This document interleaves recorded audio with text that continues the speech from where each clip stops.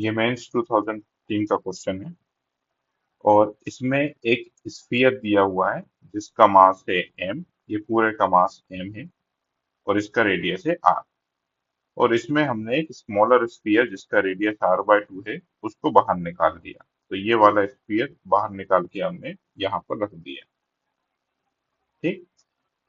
और यहाँ से इसकी दूरी जो है वो 3r दी हुई है और फिर हमें इस सिस्टम और इस सिस्टम के बीच में फोर्स पूछा गया है।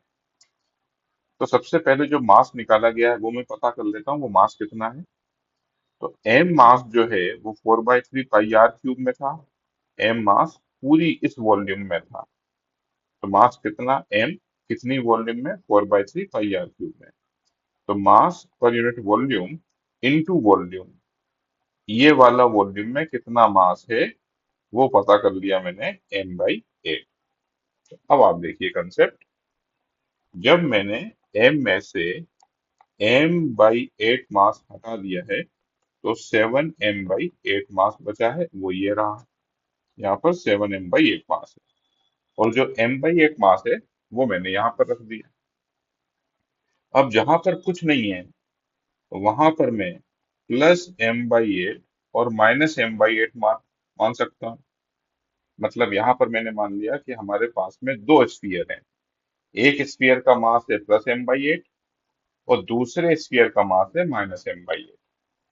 अब ये 7m/8 और +m/8 मिलके m मास बना लेंगे और m मास जो है मैं पूरा का पूरा सेंटर पर मान सकता हूँ। तो देखिए m मास हमने सेंटर पर मान दिया और बचा क्या, -m/8। तो -m/8 को मैंने यहाँ पर मान लिया। ये देखिए, मैं फिर से रिपीट कर देता हूँ। यहाँ पर मैंने +m/8 माना और -m/8 दो स्फीयर माने। m/8 और 7m/8 मिलके पूरा स्फीयर हो गया। उसका मास मैंने यहाँ पर सेंटर पर मान दिया और m/8 मास -m/8 मास जो बचा उसका मास भी मैंने सेंटर पर मान दिया। ठीक है, अब फोर्स ही लिखना है मुझे।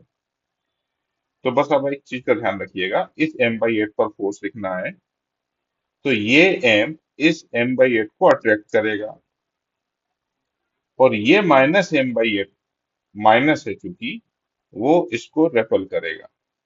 ऐसा होता नहीं है, बस सॉल्व करने के पॉइंट ऑफ व्यू से हमने नेगेटिव मास कंसेप्ट इंट्रोड्यूस करा है। तो ये m और ये m अट्रैक्ट कर रहा है। तो m और m/8, ये देखिए m और m/8 और दोनों के बीच में दूरी कितनी, 3r। तो 3r का स्क्वायर लिख दिया मैंने, 9r²।